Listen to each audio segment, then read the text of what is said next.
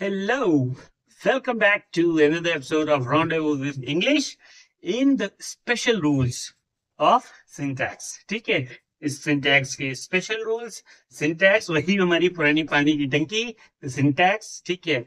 And in the last episode, I have told you a few important rules. In today's episode also, I will tell you a certain another important rules.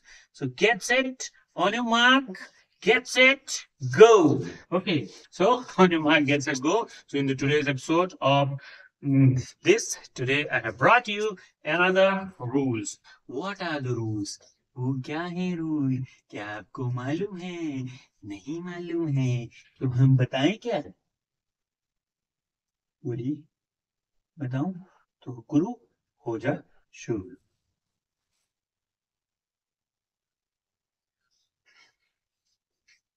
Assertive into interrogative.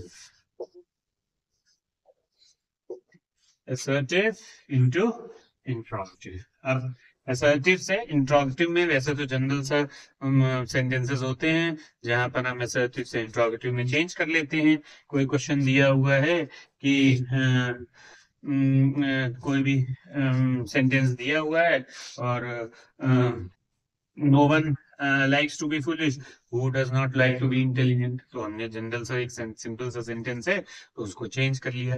लेकिन अगर कोई ऐसा typical sentence फंस जाए जहां पर question बनाना difficult हो, तो उस टिपिकल सेंटेंस के, क्योंकि हम स्पेशल रूल्स सीख रहे हैं, तो एक स्पेशल सेंटेंस हो जाए.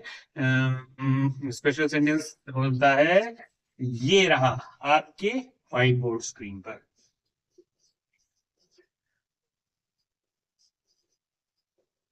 कुछ कुछ इंटरेस्टिंग होना चाहिए, है ना? तो ये रहा आपके लिए sentence. If you prick us we also bleed. यानी कि अगर तुम मुझे नोच लोगे तो मेरे भी खून निकलेगा, और खून नहीं निकलेगा तो दर्द होगा. ब्लीड का ये भी मीनिंग हो सकता है. तो अब इसका इंट्रोगेटिव कैसे बनाइए? तो ये कौन से टेंस में सेंटेंस है?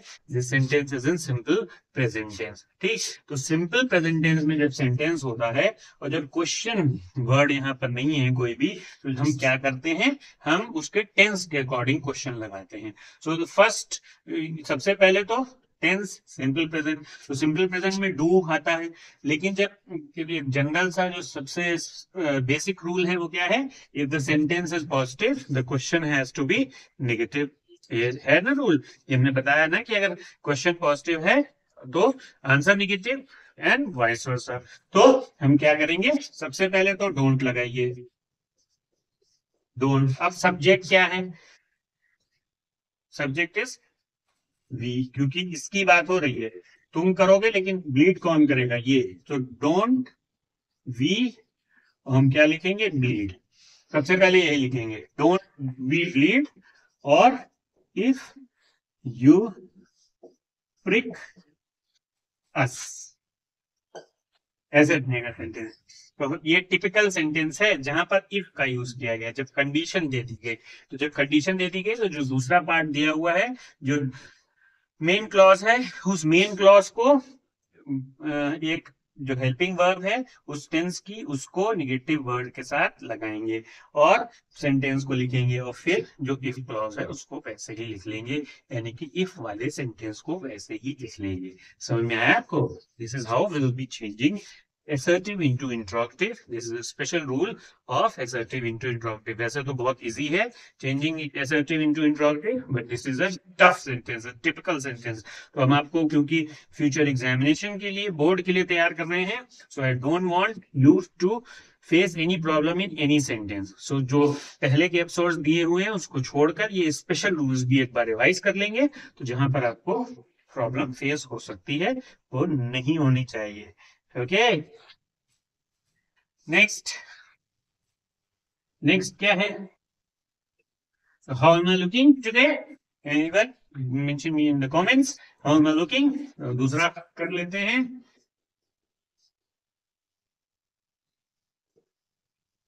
Exclamatory into assertive. इसमें तो जनरल जनरल से सेंटेंसेस होते हैं ना, assertive into exclamatory, what a nice book it is, it's a very nice book, है ना, तो वो ज्यादा सिंपल से होते हैं।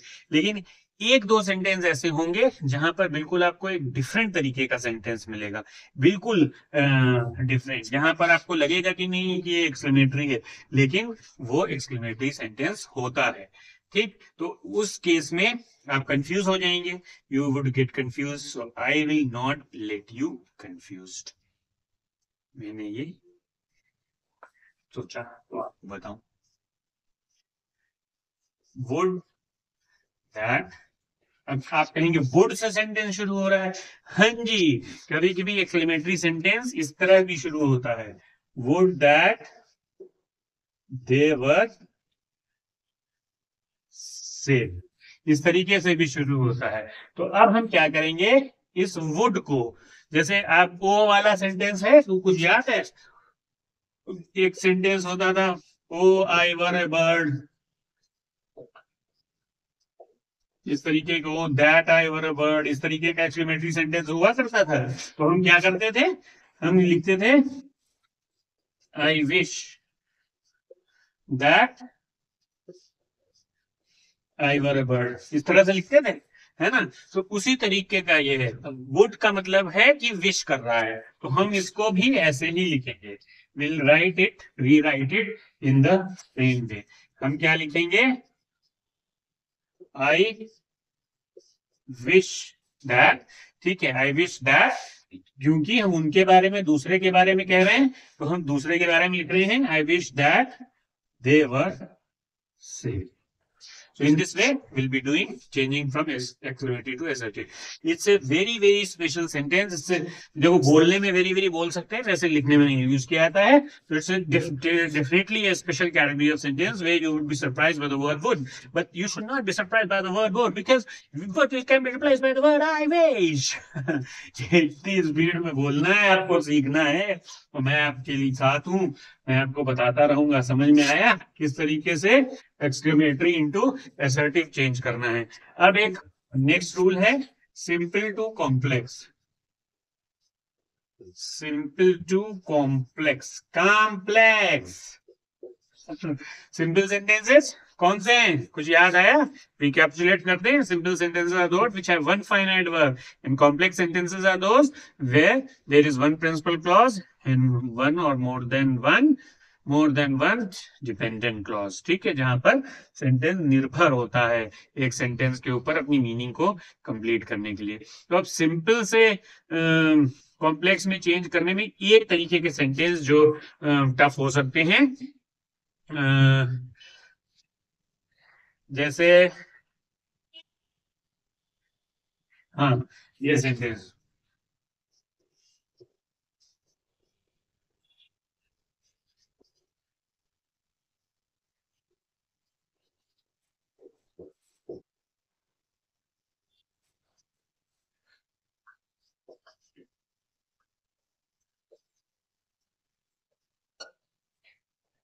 But for your advice I would have been deceived, अगर तुम एडवाइस न देते तो मैं क्या हो जाता, डिसीव हो जाता, मैं धोखा खा जाता।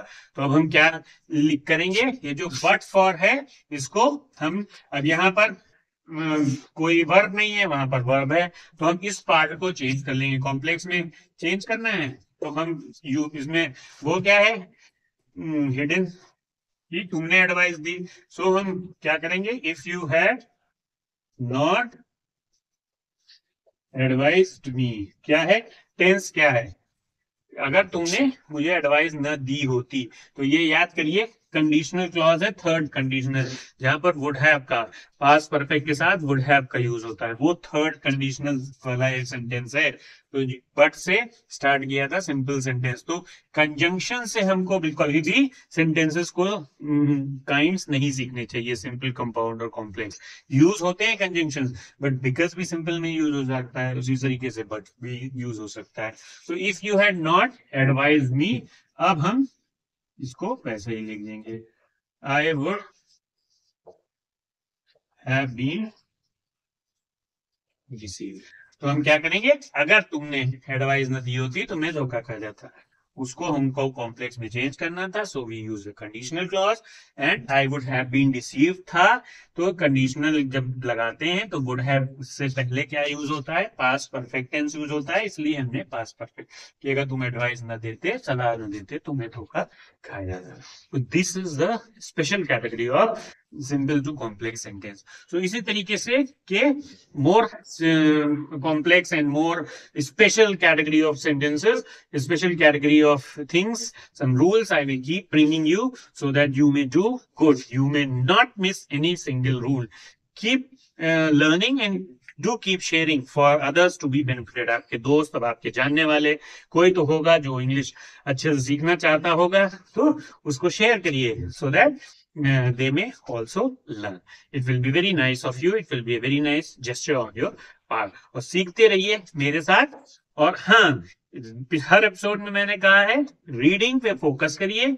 Do read. If you are not a good speaker you can definitely, but the thing is if you will constantly focus and challenges setup करिए, 1 week challenge and all that. इस पे एपिसोड मेरा आ रहा है स्पीकिंग पे, कैसे हम अपने आप को बेहतर बना सकते हैं, चैलेंजेस छोटे छोटे लेकर। Keep learning, more episodes to come for the board examination. Bye.